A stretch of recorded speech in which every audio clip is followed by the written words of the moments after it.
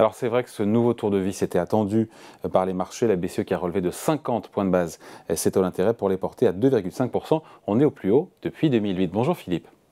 Bonjour David. Philippe Escande, éditorialiste au Monde. Donc, sans surprise, pas de pause de la BCE dans cette lutte contre l'inflation. En même temps, il n'y a pas de raison qu'il y ait de pause non plus, puisqu'avec une inflation qui est à 8,5 en janvier, il n'y a pas de raison que la BCE lève le pied.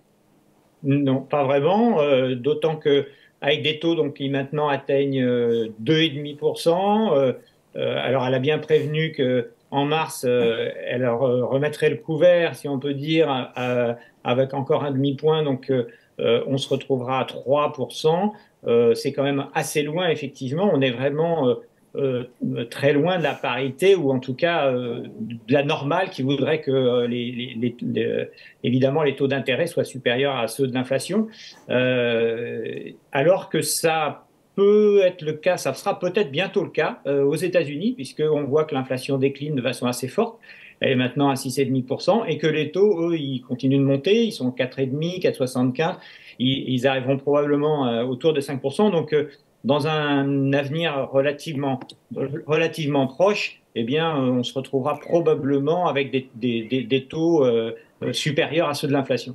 Ouais, et d'autant que en Europe, on n'a pas les mêmes problèmes, puisque quand on regarde l'inflation sous-jacente par rapport aux États-Unis, chez nous, elle n'a pas baissé en janvier, elle reste scotchée, collée à 5,2%. C'est un problème de plus qui plaide pour que la BCE en fasse plus. Tout à fait, et notamment en France. Alors, paradoxalement, en Europe, l'inflation est quand même orientée à la baisse un peu partout, mais en France, où on était à peu près 2 points en dessous, hein, on était à 6 quand ils étaient à 8, et aujourd'hui, eh bien, effectivement, la France, elle, voit son inflation monter, donc elle est montée à peu près à 6%, alors qu'elle décline plutôt ailleurs en Europe. Donc Christine Lagarde a indiqué que, sans nommer vraiment la France, mais en disant qu'il faudrait peut-être arrêter maintenant les boucliers tarifaires pour éviter d'alimenter l'inflation. Ouais, autant Jérôme Powell, on l'a commenté ici, j'imagine au Monde aussi, a parlé donc de ce mot de processus de désinflation aux États-Unis. Elle s'est bien gardée évidemment d'employer ce terme-là parce que c'est pas le cas du tout. Enfin, en tout cas, du point de vue de l'inflation sous-jacente et même sur l'inflation globale, ça descend, mais pas aussi rapidement qu'aux États-Unis, hein. Ouais, tout à fait. Elle n'a pas prononcé le mot, donc elle a même essayé d'avoir ce qui lui ressemble le moins, enfin ce qui est un peu une nouvelle posture pour elle, une attitude très faucon, comme disaient les Anglais, assez dure, en disant oh là là, on est très très loin, non non non non, jamais. Pour l'instant, il n'est pas du tout question de marquer une pause, alors que les Britanniques avaient laissé entendre que peut-être, en regardant les chiffres, ils pourraient s'arrêter un petit peu là où ils sont. Non, elle dit nous allons continuer, et au mois de mars on va en remettre, et Ah, probablement justement, moi, après. ce qui m'intéresse, c'est la suite. Mars, maintenant, est plié, Ouais, puisqu'elle l'a dit. oui, ouais. Prochaine réunion, allez, re 50 points de base, re 50 centimes, re 0,5% de hausse de taux. Ensuite, c'est quoi la suite? Mois d'avril, mois de mai, je ne sais pas. C'est quoi, à court terme, même le reste du chemin qu'il faut parcourir pour la BCE? Alors, officiellement, la BCE, et c'est ce qu'a expliqué Christine Lagarde, la BCE dit attention, mon objectif c'est 2%, et donc si ça n'atteint pas 2%, eh bien, je continuerai à augmenter les taux. Alors, après, en dessous, comme en ce moment les investisseurs ont envie d'entendre des bonnes nouvelles, ils sont plutôt assez optimistes parce qu'ils voient la Chine qui se rouvre, ils voient l'énergie qui baisse, les pays qui résistent assez bien, et que donc il y aura peut-être pas d'inflation du tout, pas de récession, pardon, des pays cette année. Eh bien, eux, ils guettent un peu les signes quand même positifs, y compris de la part de Christine Lagarde, qui a essayé d'être très dure, mais ils disent, ah oui, elle a parlé de l'équilibre entre la croissance et l'inflation, ça veut dire qu'elle réfléchit elle aussi. Enfin, donc, ils sont tous un petit peu dans des schémas d'anticipation. C'est pour ça que la bourse, finalement, accueille assez bien ce genre de discours qui, pourtant, est assez difficile. Alors, au-delà, il y a vraiment un débat qui d'ailleurs agite les économistes, hein. Il y en a certains qui pensent que il y a trop de pression inflationniste en Europe et que donc en Europe, on aura du mal à descendre sous les 5%. Et puis d'autres qui disent non finalement parce que la réduction de la demande, elle se fait aussi par le crédit bancaire. C'est vrai que par exemple en France, c'est plus difficile d'avoir des crédits aujourd'hui et donc ça milite quand même pour dire qu'il y a quand même une pression sur l'économie et donc sur les prix, que les salaires n'augmentent pas autant. Enfin voilà, donc il y a un peu les deux thèses qui s'affrontent sur 2023, à savoir est-ce que on va descendre sous les 5% d'inflation, hein, et si effectivement la Banque centrale veut vraiment atteindre les 2%, il va falloir qu'elle continue à augmenter les taux. Mais la Banque centrale ne regarde pas que l'inflation, et c'est ça qui est un petit peu nouveau, en tout cas par rapport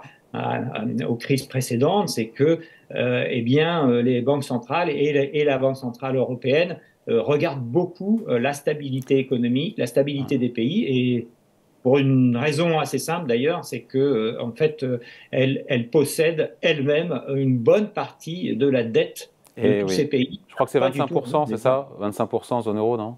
Voilà, c'est ça à peu près, enfin entre 20 et 25% dans la zone euro, un petit peu moins, 25% zone euro, à peu près 20% aux États-Unis, mais dans un pays comme le Japon par exemple, on est proche des 50%, c'est-à-dire Donc la moitié du stock de dette, on parle oui, du stock de oui, dette est dans les mains de la Banque centrale japonaise. c'est ça. Donc on finit par avoir des trucs qui fonctionnent en circuit fermé, en quelque sorte.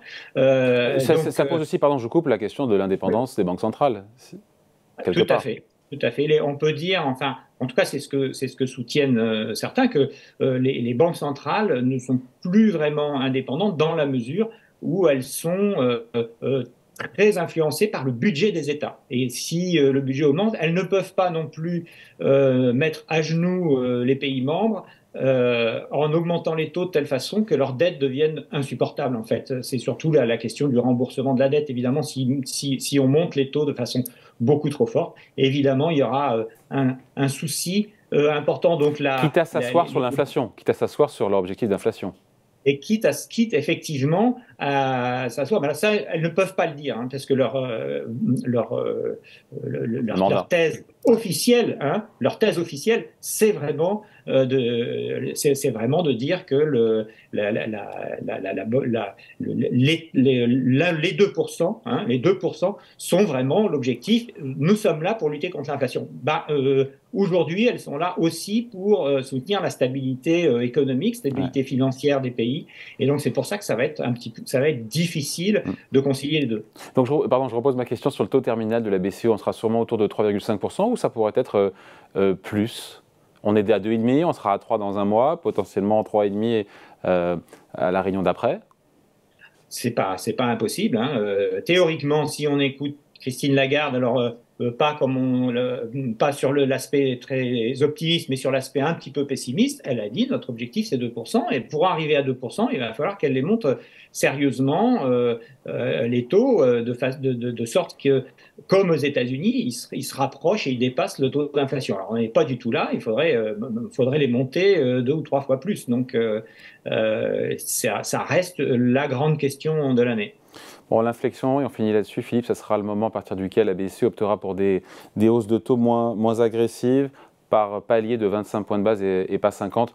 Elle n'a pas donné d'indication. La seule indication qu'on a, c'est la prochaine réunion. Oui, oui, c'est ça. Parce que finalement, ce que tout le monde guette, c'est un petit peu comme aux États-Unis, c'est le changement du discours, au-delà des chiffres. C'est-à-dire, parce que finalement, évidemment, tout le monde, et les investisseurs particulièrement, ils regardent l'avenir, donc ils sont en anticipation. Et donc, ce qu'ils guettent, c'est finalement que les grands présidents de banque centrale disent on envisage de faire une pause où on va pouvoir, un petit peu comme ce qu'a fait Jérôme Powell en disant c'est bientôt la désinflation. Donc, ou plutôt, il a dit la désinflation, ça commence à fonctionner. Et ça, c'est très important parce que pour eux, ça veut dire qu'à la fin de cette année ou au début de l'année prochaine, les banques centrales pourront se remettre à baisser les taux et c'est tout ce qu'ils attendent. Voilà, avec leurs lunettes roses, quand même. Parce qu'ils réagissent bien, les marchés, avec ce qu'ils se sont pris depuis 48 heures. Lunettes roses. Allez, merci Oui. beaucoup. Point de vue C'est sûr que signé. Oui. Voilà. C'est sûr que les lunettes roses, ça aide à voir les choses de façon positive. Merci beaucoup. Point de vue signé. Explication et décryptage signé Philippe Escande pour Le Monde. Merci Philippe. Salut. Merci David.